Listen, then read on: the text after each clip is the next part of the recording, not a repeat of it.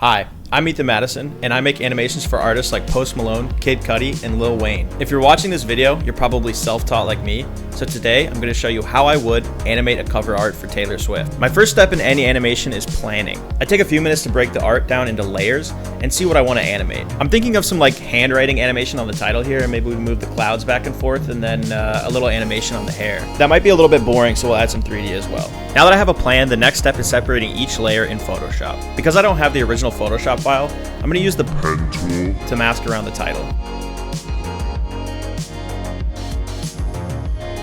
Using Photoshop's built-in subject selection tool, I can isolate Taylor from the background.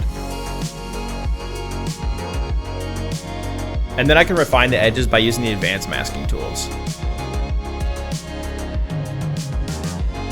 After I've separated the title and Taylor from the background, I'm going to use Photoshop's new generative fill tool to get a clean plate of the background.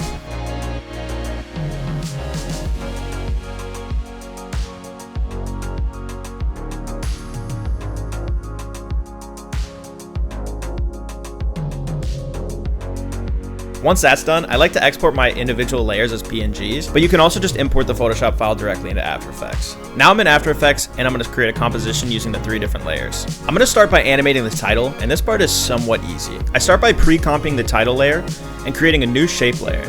Using that shape layer, I'm going to use the pen to trace along the path of the title. The key here is to cover the title completely. Then I'm going to add a trim paths to the shape layer so that I can animate the title in and out. I can then use this animated shape layer as an alpha matte so you can only see the parts of the title that aren't covered. The only issue with doing the effect this way is that I run into this issue with overlap. The path can't run over itself, so I'm going to have to re-add in the title and mask out the parts where there's gaps.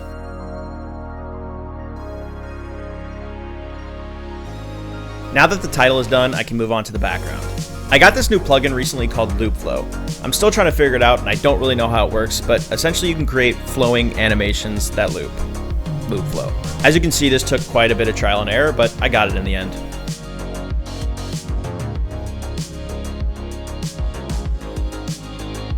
I just realized I think I want to add some sparkle to the title. By going into the text pre-comp, I can duplicate the title animation and isolate the little sparkles by adding a brightness and contrast filter, boosting the brightness all the way down and the contrast all the way up. I can then use a color key to take out the black and leave only the little red dots.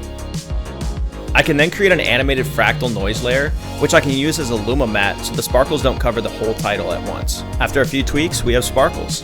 Then on to the hair animations.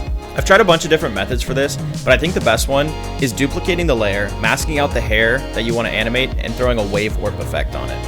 If you couldn't already tell, my process takes a lot of trial and error, so if you get stuck on something, keep trying, you'll get it eventually. And as I expected earlier, this does look a little bit boring, so I'm going to add some 3D movement. I started by converting all of these to 3D layers and moving them around in the 3D space. I created a 3D camera and animated the position and rotation to make a cool in and out effect. I also animated the focus distance and the aperture to create a cool rack focus on Taylor.